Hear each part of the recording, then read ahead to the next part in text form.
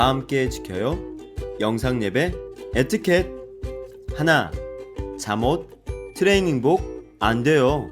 단정한 복장으로 예의를 지켜주세요. 둘, 옆 사람과 대화는 안 돼요. 기도로 예배 준비하기. 휴대폰은 울리지 않게. 셋, 찬양 시간에 찬양은 큰 소리로. 넷, 하나님께 예배 드릴 때 마음을 모아 영과 진리로 예배 드려요.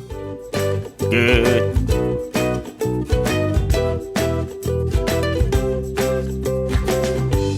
친구들 안녕하세요. 한 주 동안 잘 지냈나요? 영과 진리로 예배하기 위해 모인 모든 친구들을 환영하고 축복합니다. 이 시간은요, 7월의 주제 찬양을 부르는 시간이에요. 모두 자리에서 일어서 목소리는 크게, 율동은 신나게 다 함께 불러볼까요?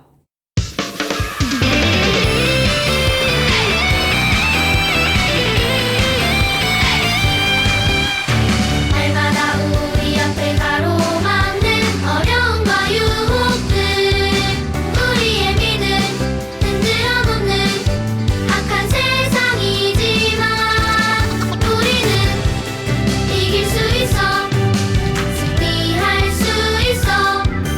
언제나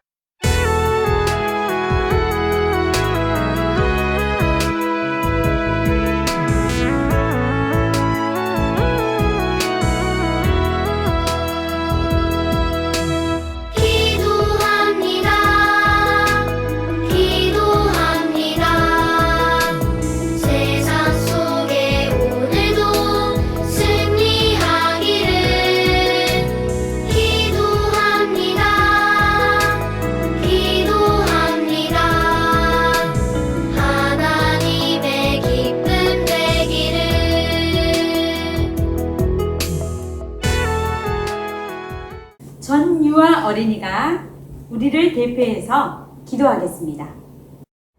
사랑하는 하나님, 코로나로 어지럽고 혼란스럽지만 우리 유년부 친구들이 영상으로 또는 교회에서 예배드릴 수 있게 해주셔서 감사합니다.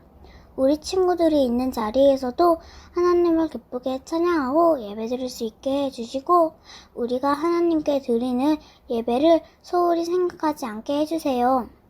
전도사님 또는 율동팀, 찬양팀 등 예배를 준비하는 모든 손길이 하나님이 기억해 주시고 축복해 주세요. 이 모든 말씀 예수 그리스도의 이름으로 기도드렸습니다. 아멘.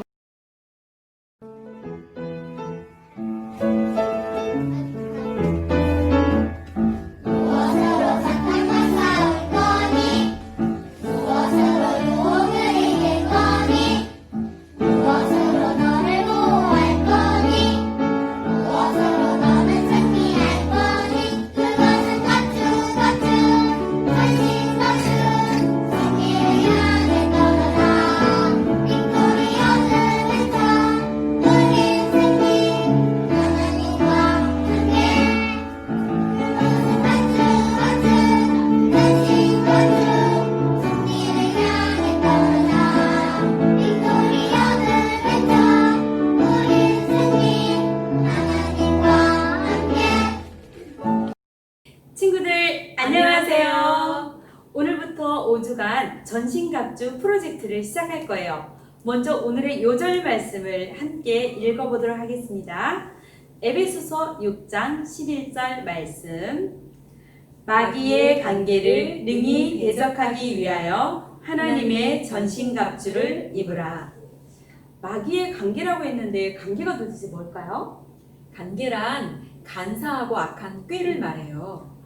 그러면 이 관계를 대적하기 위해서 하나님의 전신갑주를 입으라고 했는데 갑주는 또 뭐죠? 갑주란 자신의 몸을 보호하기 위해 입는 특별한 옷을 말해요. 소방관이나 우주비행사나 미식축구 선수들이 입는 옷도 일종의 갑주라고 할 수 있어요. 예수님이 이 세상에 계셨을 때 군인들은 칼과 창으로 싸웠는데 적의 공격으로부터 자신의 몸을 보호하기 위해서 갑주를 입었어요. 그런데 하나님은 우리 모두에게도 갑주가 필요하다고 말씀하세요. 왜냐하면 우리에게도 적이 있기 때문이에요. 그러면 우리의 적은 누구일까요? 바로 사탄이에요. 그런데 사탄이 진짜 있을까요? 사탄은 어떤 일을 할까요? 이 질문에 대한 답은 하나님의 말씀 성경이 말해주고 있어요.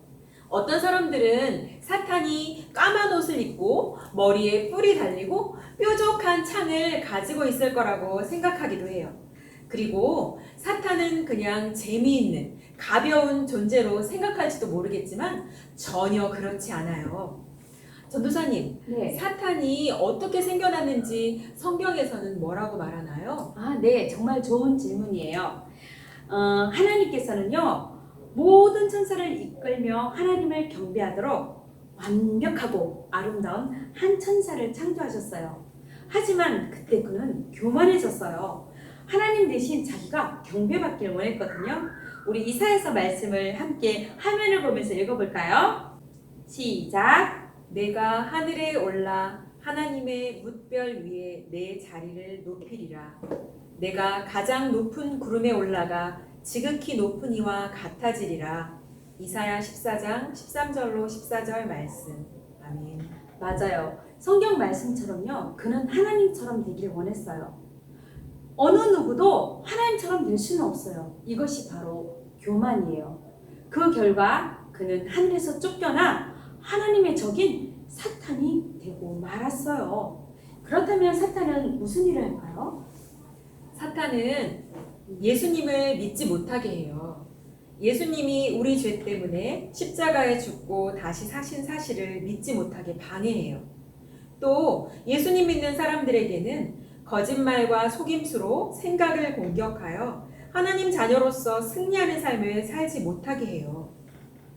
그런데 사탄의 거짓말에 첫 번째로 속은 사람들이 있어요. 누구일까요? 아담과 하와예요. 맞아요. 하나님이요 아담과 하와에게 주신 동산이 있었는데 혹시 그 동산 기억하나요? 에덴 동산이죠. 맞았어요.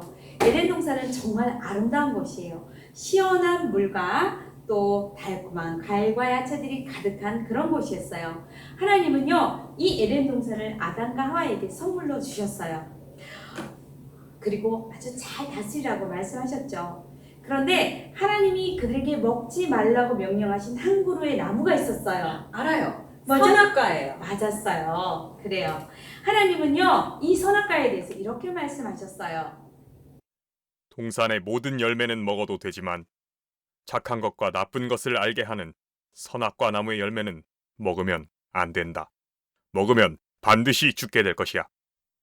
어느 날 하와가 혼자 있을 때 사탄이 뱀의 모습을 하고서는 이제 하와에게 나타났어요. 그리고 하와에게 물었어요. 하와, 하나님이 정말 동산 모든 나무의 열매를 먹지 말라고 하셨니? 그래. 우리는 동산의 모든 열매들을 먹어도 되지만 동산 가운데 있는 나무 열매는 먹지 말라고 하셨어. 아니야. 그 열매를 먹으면 너도 하나님처럼 될 거야. 내 말대로 해봐. 여러분 사탄이 얼마나 교활한가요? 하와에게 하나님의 말씀을요 의심하게 만들었어요. 이 열매를 먹으면 하나님같이 된다고? 그럼 얼마나 행복할까? 하와는 사탄에게 속아 넘어가고 있었어요. 여러분도 하와처럼 사탄에게 속을 수 있어요. 어떻게 하면 사탄에게 속지 않을까요? 어떻게 하면 사탄과의 싸움에서 이길 수 있죠? 하나님 말씀 에베소서 6장 11절에서는 마귀의 관계를 능히 대적하기 위하여 하나님의 전신갑주를 입으라 이렇게 말씀해요. 사탄이 악한 꾀로 우리를 속이려 할 때 그것과 맞서 싸우기 위해서 하나님이 우리에게 주신 전신갑주를 입으라고 말씀하고 있어요. 사탄이 우리를 속이려고 할 때 하나님의 전신갑주 중에서 구원의 투구를 써야 해요. 구원의 투구를 쓴다는 것은 우리의 생각을 하나님의 말씀으로 보호하는 거예요. 사탄은 하나님 말씀을 믿지 못하게 하고 불순종하도록 우리를 유혹해요. 그 정도 죄는 지어도 돼. 다른 애들도 다 하잖아. 너는 맨날 죄를 지으면서 하나님의 자녀라고 할 수 있니? 천국 갈 수 있겠어? 사탄은 이렇게 우리에게 거짓말해요. 그러나 하나님은 요한복음 1장 12절에서 예수님을 믿으면 하나님의 자녀라고 약속하셨어요. 사탄이 거짓말로 우리를 속이려 할 때 여러분의 생각을 하나님 말씀으로 보호하세요. 난 예수님 믿고 하나님의 자녀가 되었어. 난 영원한 하나님의 자녀야. 하나님은 절대로 나를 떠나지 않으셔. 난 죄 짓지 않도록 도와주시는 하나님을 의지할 거야. 이렇게 여러분의 생각을 보호하는 구원의 투구를 쓴다면 사탄은 절대로 우리를 속이지 못해요. 그렇다면 과연 하와는 사탄의 거짓말에 맞설 수 있었을까요? 아니었어요. 하와는 그 열매를 따서 먹고 말았어요. 그리고 아담도 역시 먹었어요. 그들은 열매를 먹은 후 정말 하나님같이 높아지고 행복하게 되었을까요? 아니에요. 오히려 그들은 하나님을 만나는 것이 너무너무 두려워서 피했어요. 하나님과의 화평이 깨어지고 말았던 것이지요. 뿐만 아니라 그들은 서로서로 잘못을 핑계하며 아담과 하와의 화평까지도 깨어지고 말았어요.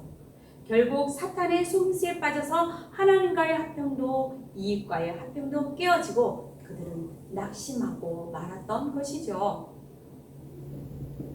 사탄이 아담과 하와를 공격한 것처럼 여러분도 공격하고 있어요. 예수님을 믿었을 때 우리는 하나님과 화평하게 되었는데 죄를 짓는다면 여전히 하나님의 자녀인 것은 맞지만 하나님과 우리 사이의 화평은 깨져버려요. 그리고 사탄은 우리에게 이렇게 거짓말하죠. 너의 죄 때문에 하나님은 더 이상 너를 사랑하지 않아.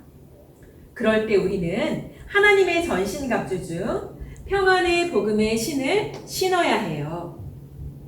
평안의 복음의 신을 신는 것은 죄를 지었을 때 하나님께 죄를 고백하여 용서받고 예수님이 우리에게 주시는 평안을 누리는 거예요.